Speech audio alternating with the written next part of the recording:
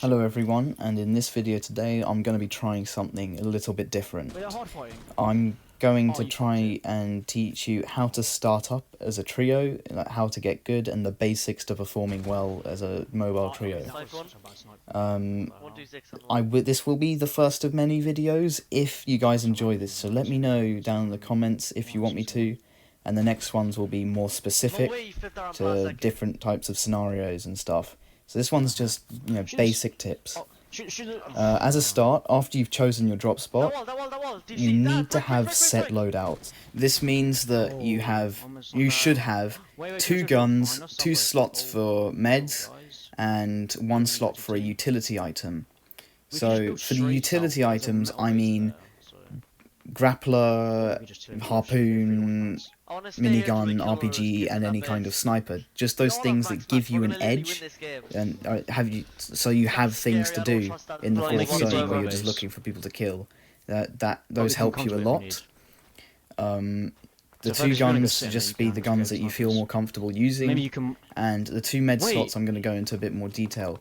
They should be the same each time, and which means that my teammates know that I carry 3 medkits and 6 minis every game, and I know that my teammates, each of them, one of them carries bigs and one carries minis and stuff like that. Oh no, they all got it. It just saves a lot of time, and when you're in a fight you know who to go to ask for health and stuff like that.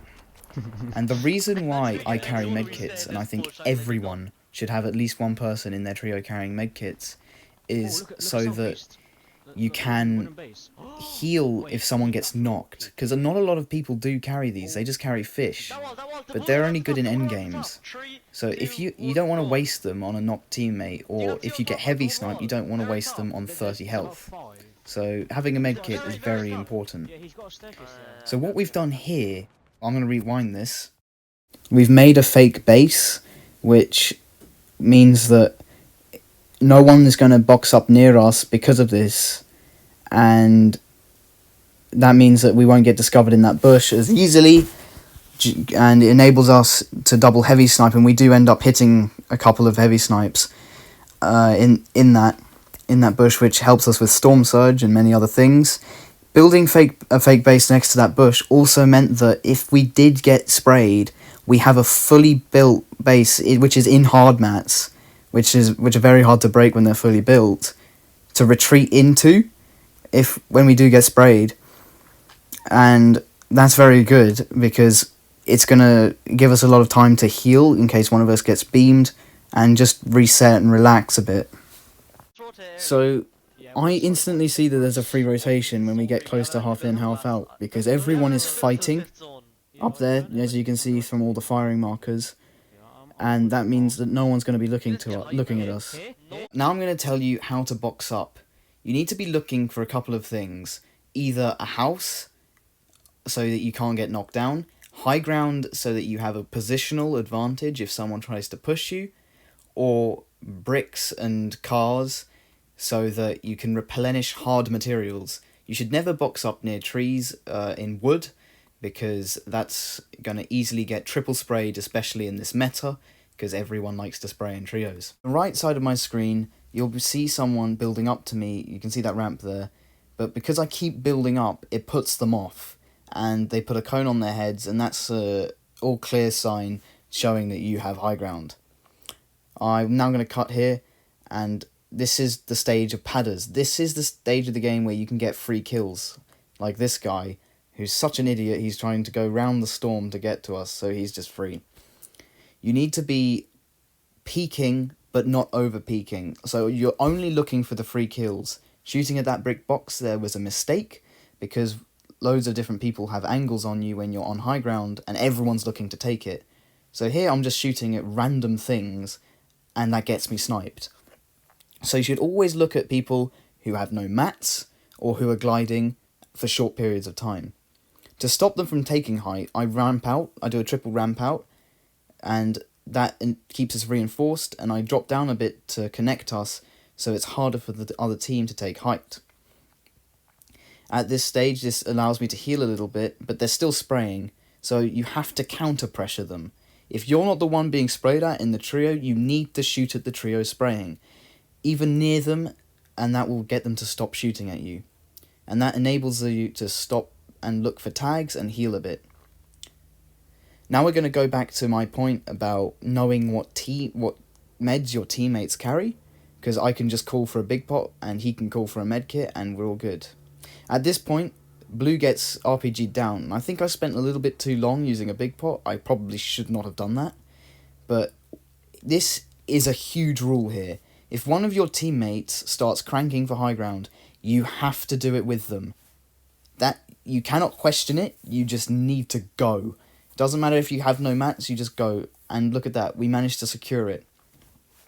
One of the biggest errors we made this game, though, was that I got split from my team.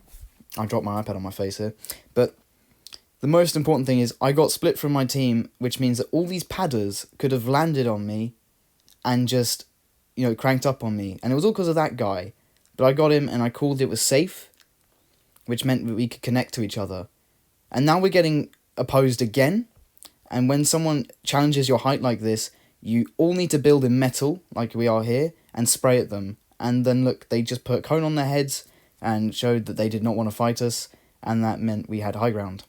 Now we're going to move on to closing the game out. When you're on high ground like this, you should be getting the win. And to hold high ground, you need to have a game plan. The most efficient one is to give your teammates roles and have to do this strategy where... I'm sorry I couldn't do this in one take. I dropped my iPad on my face and my lips started bleeding everywhere. But now we're going to resume talking about the strategy, which is the most effective thing that you could do, and that is you have two different layers of high ground. Where by this I mean two of you are going to be on a lower layer and one of you will be on a layer slightly above, tarping singly. What this does is it makes it extremely difficult to take high ground from your trio, because you have two different layers that are operated by the same team effectively. For example, if someone pads up, the person on the higher layer can shoot them while the other two try and build fight them, which makes it very difficult. Or if someone RPGs one layer out, you've still got someone on the high ground who is able to protect it until the other two players or the other one player is able to get back up and help. When you're on high ground, you need to be using as many hard materials as possible until you completely run out. So I called for my last hard mats a long time ago, so I'm on 20 metal. So when you get down to wood, you need to be using a floor and a cone on wood. It doesn't matter if you have 5 wood left, you need to be putting a floor and a cone down. Or otherwise, it's just a good team will recognise that you have low materials and that you need to, and that they'll just take height from you. They'll just shoot you out and you'll have nothing to do about it. Another mistake we made here, though, is that my teammate went down. We had barely any mats left, so my teammate was looking for a kill, and so he got so low down that the grappler kid realised this and he grappled up, which meant that he had height for a short time, and another kid flopper played because we were in a shambles there, which could have easily destroyed our game. I then cranked up because that's the rule, and we were okay. And then this kid just beams me with his shotgun, and at that point, you cannot die. You don't try and take a gunfight with anyone when it's like that. You need to survive, because even if you have 1 HP, you can still do something. It will be a 3-on-1 in an endgame. And that enabled us to close that out, because I was still alive, even though I didn't do anything. But imagine if 2 of my teammates had died there, and I was dead because of that kid with the shotgun. He would have kept height, and that would have been bad. Well, I hope that you guys enjoyed this, and that you found something useful in there. Let me know what I can do to improve this, and yeah, or if you just want another one, because I'm planning on doing more specific things, so how to rotate in a non-stacked game, or just stuff like that. Anyway, thanks for watching, and I hope you all have a great day.